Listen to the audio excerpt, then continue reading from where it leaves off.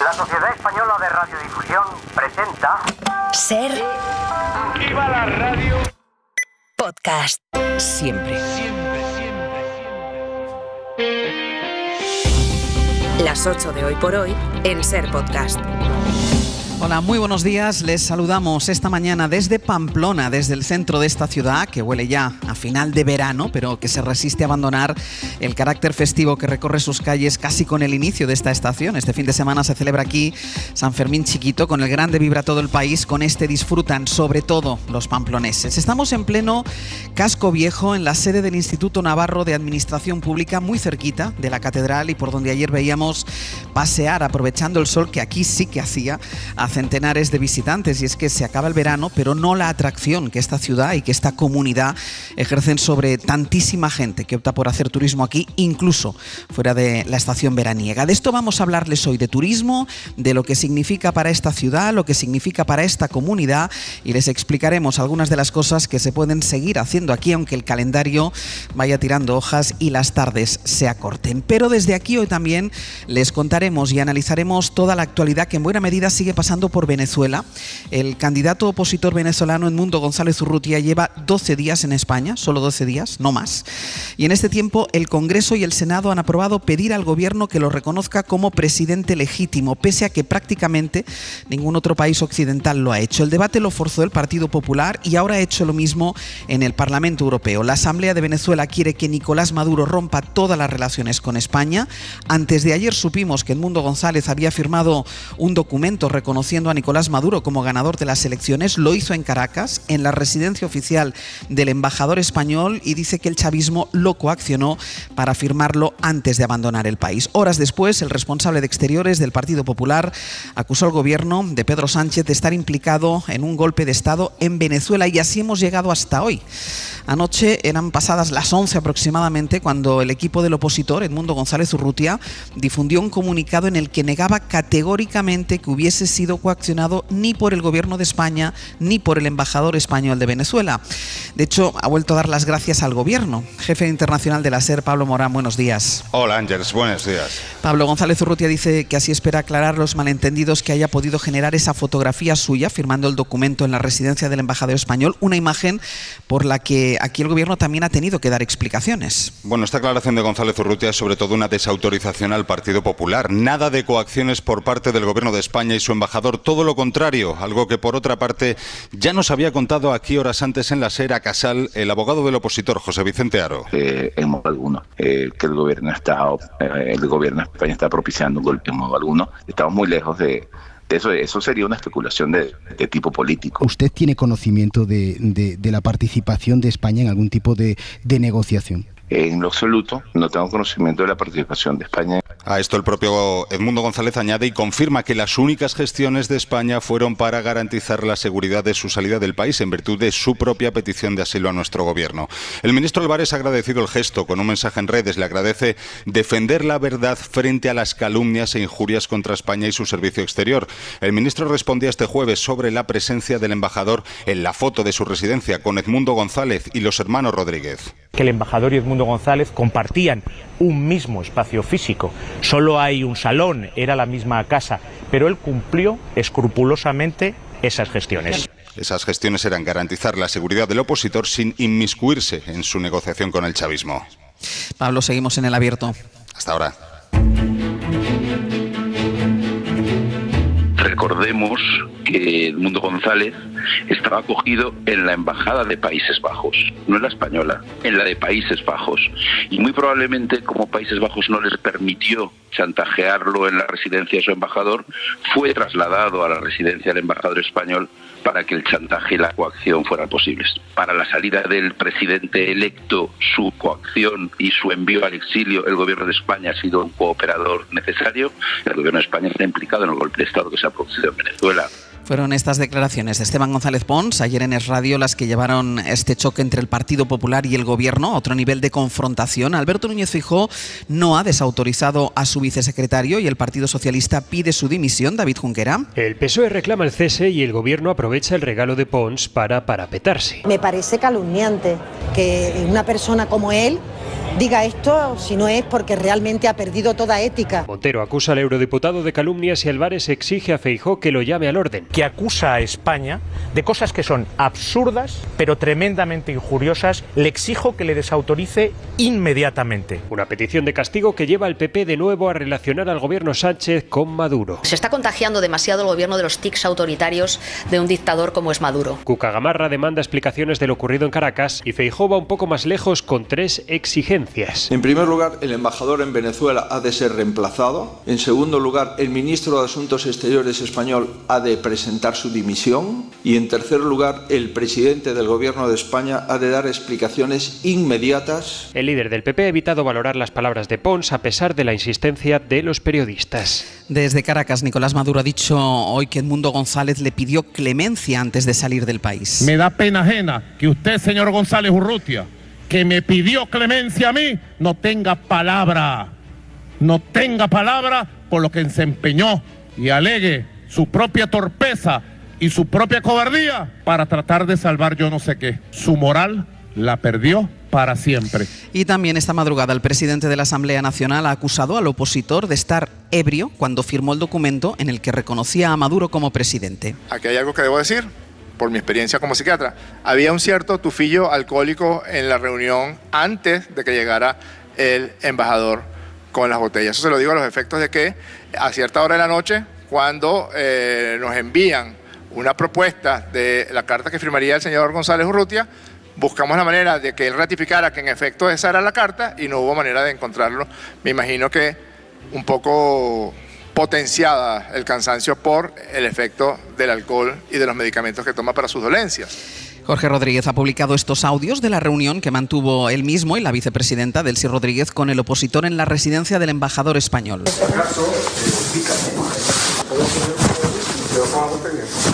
Yo tengo mi pen, mira. No, pero esto tiene homeopatía.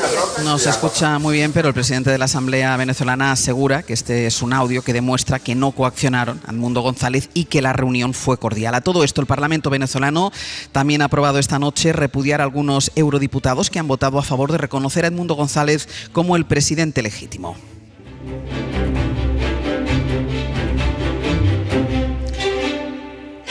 Esa votación en Estrasburgo fue ayer. Los dos grupos de ultraderecha, el de Le Pen y Orbán y el de Giorgia Meloni, han apoyado la iniciativa del Partido Popular, pero aunque el Europarlamento reconoce a Edmundo González, no le va a pedir a los 27 Estados miembros que hagan lo mismo. Corresponsal comunitario Enrique García Pozo, buenos días. Buenos días. Sí, hay satisfacción entre los populares que aseguran que los socialistas se ponen del lado del gobierno de Maduro. La resolución ha salido adelante con los apoyos de los reformistas y conservadores, que es el grupo que lidera el partido de Meloni, también de patriotas, el grupo en este caso liderado por Le Pen y por parte de la bancada de los soberanistas, donde está Alternativa por Alemania. Además hay 5 eurodiputados socialistas de la delegación portuguesa que se han sumado a esa mayoría, un número de votos que ha permitido que saliera adelante una proposición que reconoce a Edmundo González como presidente electo de Venezuela. Sin embargo, se ha caído la enmienda que pedía instar a que hicieran lo mismo los 27, es decir, que el Parlamento reconoce, pero no pide a los estados que hagan lo mismo. Lo han cambiado por una frase que dice: pedimos a la Unión que haga todo lo posible para garantizar la toma de posesión de González el próximo 10 de enero. La resolución también exige a Maduro que rinda cuentas, una fórmula menos ambiciosa que la recogida en el texto original que registraron los populares. El texto, recordemos, no es vinculante, solo fija la posición de la Eurocámara. Este viernes va a seguir lloviendo en prácticamente toda la península, así que tengan un paraguas a mano. La lluvia además se va a extender a Baleares y se esperan tormentas especialmente intensas en el norte. Jordi Carbó, buenos días. Buenos días, destacando también que la lluvia no caerá durante muchas horas. De hecho, serán breves los momentos de lluvia, pero intensos. Es decir, precaución de entrada en carretera, porque cuando se presenten estas tormentas, estos chubascos, van a reducir mucho la visibilidad. Pero también precaución, como siempre en estas situaciones, cerca de cursos de agua, nunca cruzarlos, porque con estos chubascos el caudal puede aumentar de manera repentina, por pequeños que sean. Tormentas que se van a cebar sobre todo a lo largo del día de hoy en comarcas de Tarragona, también de Castellón y, como decías, especial atención mañana en Baleares. Israel ha atacado el Líbano. El ejército israelí ha bombardeado puntos estratégicos de Hezbollah cerca de la frontera, siguiendo así la nueva estrategia de Benjamin Netanyahu.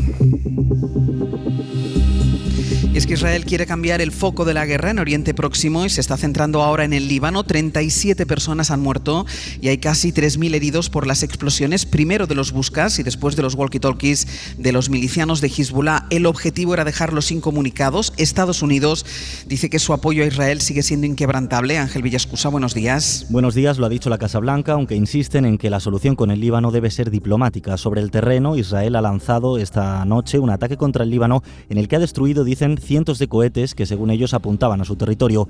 Esto horas después de que el líder de Hezbollah, Hassan Nasrallah, haya calificado las explosiones con buscas y con walkie-talkies como una declaración de guerra. El líder de la milicia proiraní asegura que no han afectado a sus comandantes ni el control ni la infraestructura del grupo y sobre todo que no han afectado a su determinación para luchar contra Israel. Hoy por hoy noticias. Ser Podcast. Y volvemos a España porque hoy la financiación autonómica vuelve a la agenda del día. Pedro Sánchez se va a reunir con los primeros presidentes autonómicos del Partido Popular, con el gallego Alfonso Rueda y con el andaluz Juanma Moreno. Mariela Rubio, buenos días. ¿Qué tal? Muy buenos días. Mariela, hoy veremos si realmente, como dice Feijóo, no hay grietas internas en el partido a la hora de afrontar este debate con el gobierno. Juanma Moreno ha dicho varias veces que él sí quiere hablar con el presidente de los problemas particulares de Andalucía. De hecho, pide más dinero. Sí, en Génova se dicen seguros de que los varones del PP harán frente común y que no tratarán ningún asunto relacionado con la financiación. Pero lo cierto, Ángels, es que en el orden del día planteado tanto por Moreno Bonilla como por Rueda figura claramente este asunto, aunque añaden que ambos pedirán que el tema se aborde en profundidad en un foro multilateral. La ronda empieza en cualquier caso con la presidenta madrileña Díaz Ayuso dejando en el aire su asistencia, porque a diferencia de sus colegas, ella sigue defendiendo que la financiación no figure en la lista de temas a tratar. Yo me sentaré con el señor Sánchez para hablar con criterio y con rigor del problema que tenemos las comunidades autónomas en materia de financiación y de manera muy particular Andalucía. Todo aquello que tenga que ver con la caja común y con los intereses de todos los españoles solo se hable en un foro leal, con luz y taquígrafo y con todos juntos. El resto de varones y la calle Génova creen, no obstante, que Ayuso finalmente terminará acudiendo a la Moncloa. Además, todos los presidentes del PP pedirán a Sánchez que convoque la conferencia de presidentes para hablar de inmigración. La ronda continuará el próximo viernes 27, cuando Sánchez reciba a los presidentes de Asturias, Cantabria y La Rioja. Mariela, gracias. A vosotros. La semana que viene volverá al Congreso la senda de déficit que ha aprobado el Gobierno. Es el primer trámite parlamentario que tiene que pasar el proyecto de presupuestos y Junts ha vuelto a amenazar al gobierno. Carles Puigdemont dice que su partido va a votar otra vez que no, pero que están dispuestos a hablar con el gobierno si este se abre a cambiar ciertas cosas. El Ejecutivo quiere centrarse ahora en estas negociaciones y sabe que sin Junts los presupuestos no salen. Y hoy verán en todas las portadas de la prensa otro acercamiento de Alberto Núñez Feijóo a la primera ministra de Italia, a la ultra Giorgia Meloni. Feijóo fue a Roma porque dice que la política migratoria de Meloni está funcionando, aunque cuando le preguntaron por los puntos concretos del plan italiano que le parecen buenos, el presidente del PP esquivó la pregunta. Meloni, por ejemplo, está enviando a los migrantes a campos en Albania. Corresponsal en Roma, Joan Solés. Núñez Feijóo se ha reunido con la primera ministra Meloni de los posfascistas de Fratelli d'Italia y con el ministro de Exteriores Tajani, líder de los populares europeos en Italia, para conocer la contención de inmigrantes y que la derecha del gobierno en Roma desde hace 2 años presenta como su mayor éxito. Porque en el último año en Italia han disminuido el número de inmigrantes irregulares un 60% y en mi país ha aumentado un 60%.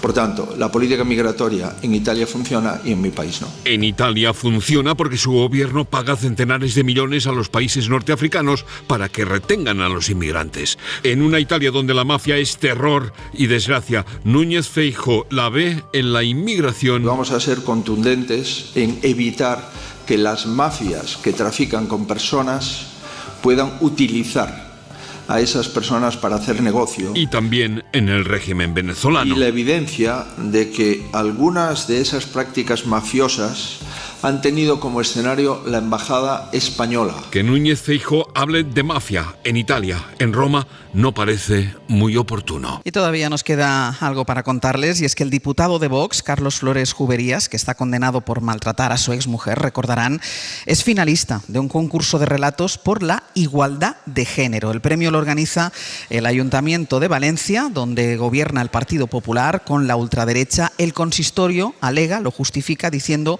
que los relatos eran anónimos y que el jurado es independiente. Y como todos los viernes hasta ahora, la opinión de la directora del País, la opinión de Pepa Bueno. Pepa, buenos días. Buenos días, Ángels. Buenos días a todos. Hace solo 4 años asumimos meternos en casa y cortar todo contacto social para salvar la vida, la propia y la de la gente que queremos. Los teléfonos o cualquier dispositivo que permitiera comunicarnos con los nuestros o con los compañeros de trabajo se convirtieron más que nunca en una extensión de nuestra mano.